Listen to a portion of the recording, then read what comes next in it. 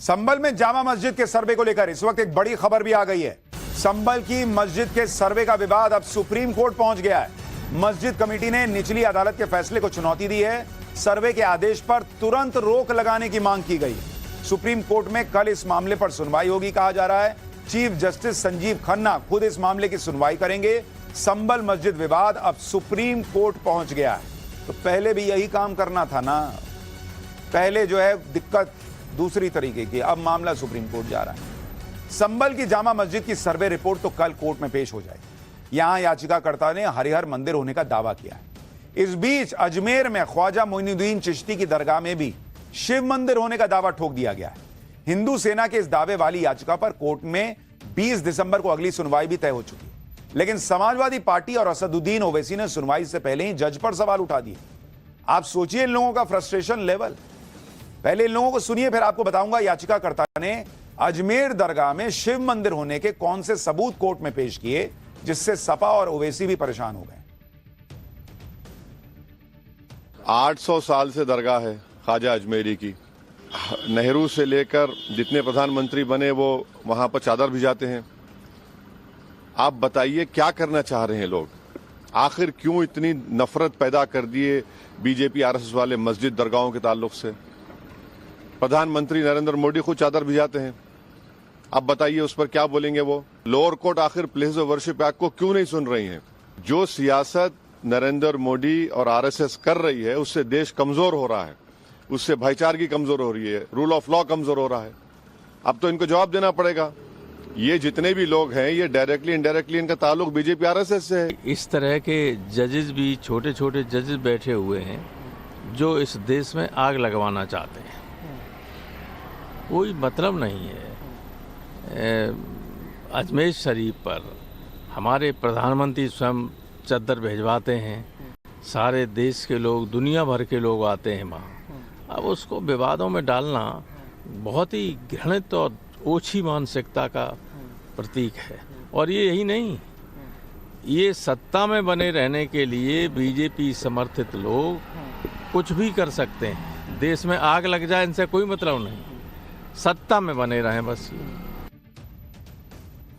रामगोपाल यादव और ओवैसी भड़क रहे हैं कि हर मस्जिद और दरगाह में कुछ लोग मंदिर खोज रहे हैं। ओवैसी और रामगोपाल जैसे नेता ये भूल जाते हैं कि ये जो भी सर्वे हो रहे हैं वो कानूनी तरीके से हो रहे हैं। कानूनी लड़ाई लड़ी जा रही है।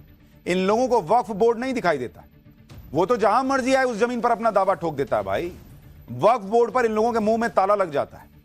आपको वाराणसी का हाल का केस दिखाता हूं। वाराणसी के 115 साल पुराने उदय प्रताप कॉलेज पर वक्फ बोर्ड ने अपना दावा ठोक दिया है। वक्फ बोर्ड ने उदय प्रताप कॉलेज की जमीन पर मालिकाना हक जताते हुए नोटिस जारी कर दिया। इस कॉलेज की स्थापना महाराजा राजशीर सिंह ने 1909 में की थी। यह कॉलेज 100 एकड़ में फैला हुआ है। वक्फ बोर्ड की इस हरकत पर ओवैसी और रामगोपाल यादव से कुछ नहीं बोलते बन रहा कि भाई 100 साल से वहां पर है, अब वक्फ क्यों दावा ठोक रहा है? वक्फ का जहां मन करेगा वो दावा ठोक सकता है। लेकिन हिंदू कोई जो है वो अदालत भी नहीं जाना चाहिए किसी दरगाह किसी मस्जिद के बारे में बोलने के लिए कि वहां मंदिर हो सकता है।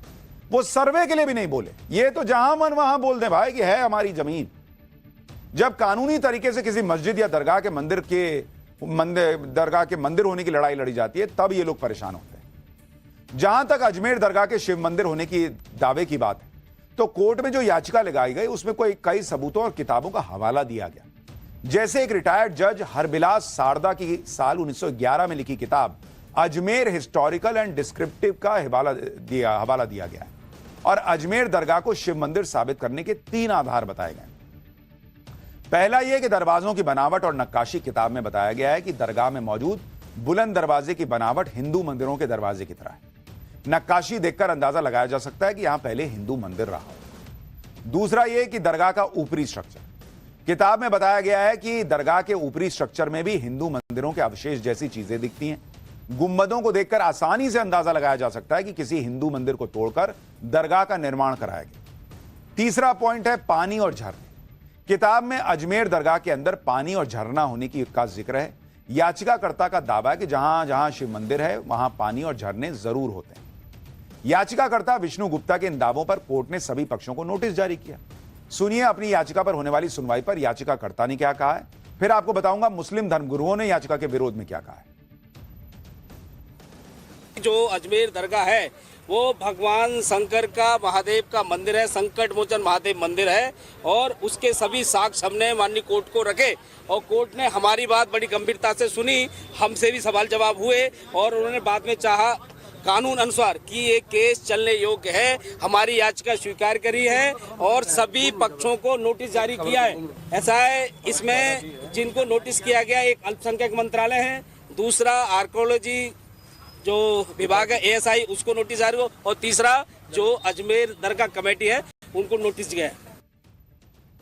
ये न्यायिक प्रक्रिया के अलावा मैं इसमें अपनी बात अलग रखना चाहूँगा कि जो एक नई परिपाटी डाल दी गई है कि हर शख्स उठ के आ रहा है और हिंदुस्तान के अंदर मस्जिदों पे और दरगाहों पे ये क्लेम किया जा रहा है कि यहाँ पर मंदिर थे।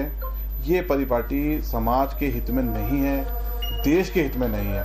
आज हिंदुस्तान ग्लोबल ताकत बनने जा रहा है और आज भी हम लोग मंदिर मस्जिद को ढूंढते फिरेंगे तो ये उचित नहीं है। और जहाँ तक अजमेर शरीफ की बारगाह का सवाल है, यहाँ का इतिहास कोई 100-150 साल का नहीं है। अजमेर शरीफ की बारगाह का इतिहास 850 साल का इतिहास है। हर जगह इन्हें जो है शिवलिंग और मंदिर नजर आता है, सदियों पुरानी मस्जिदों पे ये लोग इस तरह की हरकतें कर रहे हैं, लेकिन ये चीजें देश हित में नहीं है, देश के हित में ये कतई तौर से नहीं है। हम देख रहे हैं क्या करना है, करेंगे और इंशाअल्लाह किसी की ये मुरादें पूरी नहीं होंगी कि यहाँ पे कुछ हो जाए। ये गरीब नवाज की दरगाह थी, है और इंशाअल्लाह रहेगी। देश के हित में यह नहीं है कि किसी जगह को लेकर मामला कोर्ट में जाए, ये कहते हुए कि वहां मंदिर हो सकता है, लेकिन देश के हित में इनको यह जरूर लगता है कि वक्फ जहां पर चाहे वहां दावा ठोक। किसी मस्जिद को लेकर कोई दावा नहीं होना चाहिए, लेकिन इनका बस चले तो ये संसद को कह दें कि भाई वक्फ की प्रॉपर्टी है। ये किसी 1400 या 1500 1700 साल पुराने मंदिर को कह दें कि वक्फ की प्रॉपर्टी है, किसी पूरे गांव को कह दें कि वक्फ की प्रॉपर्टी है, किसी के घर को कह दें वक्फ की प्रॉपर्टी है। वो उससे कोई दिक्कत नहीं होती, इससे दिक्कत हो जाती बॉस। इसलिए मैं कहता हूं ये वर्शिप एक्ट और वक्फ बोर्ड दोनों साथ में नहीं हो सकते। या तो आप वर्शिप एक्ट हटा दीजिए, कहिए कि भाई जैसे वक्फ दावा ठोकता है वैसे ही हिंदू भी जो है वो अदालत हर मंदिर के लिए जा सकते हैं। और अगर आप कह रहे हैं कि भाई हिंदू हर मंदिर पे नहीं बोल सकता, ना ना ना ये अलाउड नहीं है, तो फिर आप वक्फ एक्ट हटाइए, फिर हर जमीन पे जो है वक्फ बोर्ड जो है वो दावा ठोक दे, ये भी नहीं होना चाहिए। तब जाकर सेक्युलरिज्म बचेगा इस देश में। नहीं तो एक को खुली छूट और दूसरा कुछ नहीं बोल सकता, ये चलेगा। और अभी तो कोर्ट को तय करना कि आगे करना क्या है। जो कानूनी लड़ाई लड़ना चाहता है उसे अधिकार है, इस अधिकार को कोई कैसे रोक सकता है। विरोध करने वाले चाहते हैं कि कोई कानूनी लड़ाई भी ना लड़े, वो कोई कब्जा तो कर ही नहीं सक रहा, सबूत दिखा रहा है, लेकिन अभी से हंगामा हो रहा है। खैर, पाठशाला में अगली क्लास। बाबा बागेश्वर की हिंदू जोड़ो यात्रा में अनिरुद्धाचार्य पहुंच गए और फिर जो हुआ वो आज आपको दिखाऊंगा। हिंदुओं को जगाते बाबा बागेश्वर की यात्रा खत्म होने के 24 घंटे पहले सबसे हैरान करने वाली तस्वीर है, वो भी आपको देखनी चाहिए।